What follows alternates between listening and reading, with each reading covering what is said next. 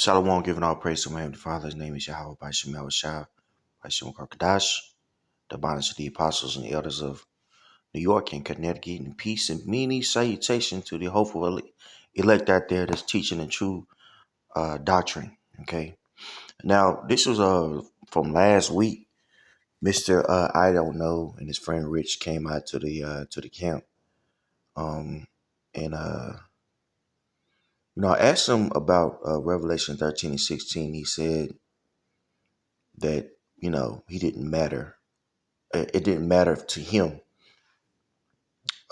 which, if you had the spirit of who the world calls Jesus, and name is Yahweh, you should be prophesying. And this is something that we don't see, these various Christians do. They come out and try to, wiggle their way into, controlling the narrative when they come out there and ask us all these questions. Well, you ask them about their doctrine, you know, it's okay for them to say that they don't know, or it's okay for them to disassociate with false teachings that came out of the Christian church, due to like denominations. But this is Revelation 19 and Revelation 19 and 10. It says, and I fell at his feet to worship him, and he said unto me, see thou do it not. I am thy fellow servant and of thy brethren that had the testimony of Yahweh. Worship the Most High, for the testimony of Yahweh. That's the true name of who the word calls Jesus. And in Paleo Hebrew, it's Yahweh. For the testimony of Jesus, or correctly, Yahweh is the spirit of prophecy. So prophecy is something that's very important. Okay, it's not just uh, insignificant thing when it comes to the Bible, man. Because the Bible gives the believers a timeline in which, Yahweh Shai is to return. And before Yahweh Shai is to return, there's going to be great destruction and tribulation on the earth, and also a great persecution. Okay. And you call yourself a believer in Jesus or Yahweh Shai's correct name, then you're supposed to be getting persecuted. You don't see this happening to the Christian church, bro. All right. In fact, they're not even getting, a lot of denominations, they're not even getting their congregation ready to go through hell. They think that, it's going to be a rapture. Okay. Which will answer them because, they're looking to be raptured, before all hell break loose. And when they find out that that's not the case, they're going to be in straits, man. Okay. Amos 5 and 18. Woe unto you that desire the day of Yahweh. To what end is it for you? The day of Yahweh is darkness and not light. As if a man did flee from a lion and a bear met him, or went into the house and leaned his hand on the wall, and his servant bit him. Shall not the day of Yahweh be darkness and not light, even very darkness and not brightness in it? So the day of the Lord, these Christians say they want to be a part of the day of the Lord. They want to see the day of the Lord. Well, the day of the Lord is darkness. The day of the Lord is gloom. The day of the Lord is, anguish, man. But you had these Christians that say, oh, that's not going to happen to me because I'm going to be raptured before it happens, before the MOTB is implemented, before, you know, um, massive death in the U.S. is going to happen. And that's just not true. It's not going to be a rapture. Okay. People don't understand the scriptures. But let me play this video for you guys, and I'll get a scripture. Get a couple of scriptures actually, just to show you, that there is no rapture. But I want to show you guys a mindset of a Christian, and an arrogant Christian at that. Yo, it's time, bro. You got a simple question. I got a simple question for you. Every time I come out here, bro, every time you come out here, you never answer any of my questions. I'll answer them. Brother, can you please? No. I'll answer them. Can I ask you a question? No, may I please finish my statement? Absolutely. Please. Yeah, go ahead. Please, I really want to know this. Yes. Can you please answer this question? Revelation 13 and 16. Can I say this before I answer? I just want you. Wait. Before I answer, can I say something? Come on, man. Yeah. No. It's not about being you. No. I know. Let's read I know. scriptures. Before I answer the question, can I say this? Revelation chapter 13 and verse 16. And he calls it all, both small and great, rich and poor, free and bond, to receive a mark in their right hand or in their foreheads. What is that mark? It's not here yet. It's not here yet? What is it? It will be here during the tribulation, but it's not the RFID chip. Okay, that's It's fine. not that. What do you think it is? I don't know. I'm not gonna be here. You don't know? I'm not gonna be here. What do you mean you don't know? I'm not gonna be here. I've not seen it. How you know you're not going to be here? Because you why? don't believe in this, but I'm not even going to be here on this earth. Okay, expound. Okay? Because I am going to be, you probably don't even want to hear this word, rapture, harpazo, out here before the Great Tribulation. Because that's the time of Jacob's trouble, Daniel's 70th week, okay, where God is going to chastise his people, and then they will come back to him. You don't think that's going to be upon the whole earth when the Antichrist rules over this entire world, that's not going to happen. and it will be Mystery Babylon revealed. It's not. But that's not happening. See that? Very interesting. So he's like, I ain't gonna be here. I'm not gonna be here. You don't want to hear that, but yeah, it's And then later on, he acknowledges that the RFID chip is in fact the MOTB. Very interesting. See, these Christians, man. When you ask them about what they believe, man, it's really ludicrous. So let's go to a couple of scriptures to debunk the rapture. Now, let's start in 1 Thessalonians, the 4th chapter. Now, this is 1 Thessalonians 4, verse 13. But I would not have you to be ignorant, brethren, concerning them which are asleep, that ye saw not, even as others which have no hope. For if we believe that Yahushua died and rose again, even so them also which sleep in Yahushua will the Most High bring with him. For this we say unto you by the word of the Lord, that we which are alive and remain unto the coming of the Lord shall not prevent them which are asleep. For the Lord, for Yahweh himself, for the Lord, which is Yahushua, himself shall descend from heaven with a shout, with the voice of the archangel, and with the trumpet of the Most High, and the dead and Christ shall rise first.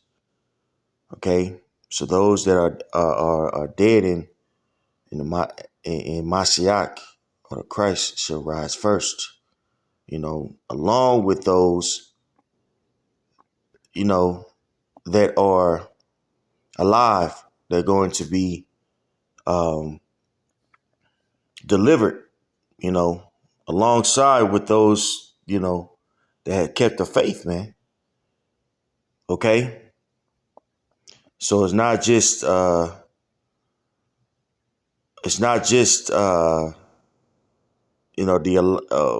alive saints that will be delivered, when Yahushua returns, but it will be those that died in Yahushua. Now, in my notes, I forgot an important precept, so I put it up in the Bible, still in 1 Thessalonians 4 and 16. For the Lord himself shall descend from heaven with a shout, with the voice of the archangel and with the trump of the Most High, and the dead in Mashiach shall rise again. Then check this out. Then we which are alive and remain shall be caught up together with them in the clouds to meet the Lord in the air, and so shall we ever be with the Lord. So right there is telling you that deliverance from saints from this world comes when Yahweh shall returns. There's not going to be a time where, all the Christians just disappear, and all anarchy break loose. It's going to be a disappearance of a Christian, that's a pilot, and plane's going to crash.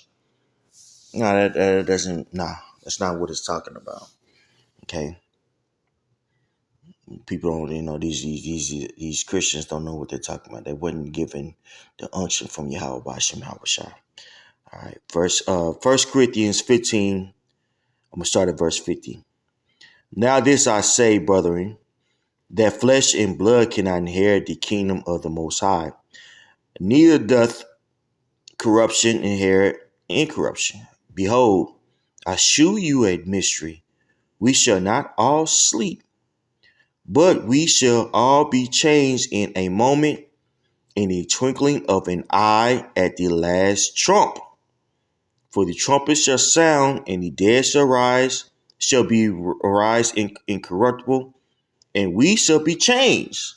So right there again is telling you that as that last trumpet, when all these shared perils are to happen, right? When Yahweh returns, those that believe, are going to receive those celestial bodies or those godly bodies, and those that even die are going to be, and Mashiach is going to be delivered.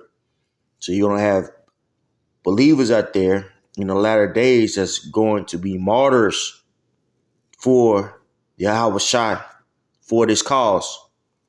Okay? If you call yourself a Christian, then how would you explain, if you believe in the rapture, how would you explain martyrs in the latter days before Mashiach was to return? If you believe in the rapture, it doesn't make any sense. All right? That's a telltale sign. It's going to be some bad times right here. All right, just to prove what I said. Revelation 6, chapter 6, verse 8. And I looked, and behold, a pale horse, and his name that sat on him was Death, and hell followed with him.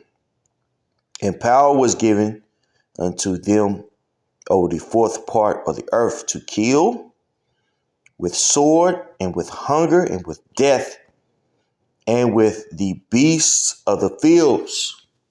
All right, so there's going to be massive death. There's going to be massive violence out here. Famine is going to be out here. Even beasts of the earth are going to be killing people. This is going to happen on a very massive scale before Yahweh Shai returns. And when he opened the fifth seal, I saw under the arts the souls of them that saw. Let me start again. And when he had opened the fifth seal, I saw under the altar the souls of them that were slain for the word of God and for the testimony which they held. So you're going to have believers out there, which are Israelites. They're going to be, killed for the testimony of Yahweh. Okay? This is going to be in the midst of what he said, great tribulation. Okay? 8, verse 12. And I beheld, when he had opened the sixth seal, and lo, there was a great earthquake, and the sun became black as sackcloth of hair, and the moon became as blood. All right, so this is the Lord giving various indicators that He's about to return, and also hell is about to break loose, and we've seen this happen. It's amazing how Christians always say, "Yeah, I can't wait to see the Lord," but they're always pushing it off. Even homeboys say, "Well, I'm not gonna be here. I'm gonna be somewhere else. I'm gonna be raptured and be caught up in heaven." You know, when around him, all hell is breaking loose, and people gonna understand that the Lord, that the Most High is speaking when it affects them. But we're not gonna keep on saying it's gonna get bad out here. People are gonna know, and when you Christians are living in, you know, the time of Jacob's trouble, what you gonna do? Okay, what are you gonna do? Because your pastors ain't preparing you for it. The said times. Okay, Matthew of 24, verse 19. Start at verse 19. Immediately after the tribulation of those days shall the sun be darkened, and the moon shall not give her light. We just seen this. We just seen a eclipse down here in Texas, and the stars shall fall from heaven, and the powers of the heavens shall be shaken. And then shall appear the sign of the Son of Man in heaven. And then shall all the tribes of the earth mourn, and they shall see the Son of Man coming in the clouds of heaven with power and great glory. And he shall send his angels with a great sound of a trumpet, and they shall gather together his elect from the four winds, from one end of earth to the other. So when Yahweh Shai returns, that's when uh you know salvation is going to come. That's when he's going to gather his elect, right? When destruction is about to wipe out this place, America. Okay. So the true believers, which are Israelites, they understand that we understand we're gonna have to go through some things. But for some reason, you Christians, you self-righteous Christians, think that nothing's you gonna just walk around this earth doing all this madness and be unscathed in time of Jacob's trouble. And you're sadly mistaken. All right. So this was just a quick debunk to the whole rapture nonsense, man. I pray it was edifying. Shalom.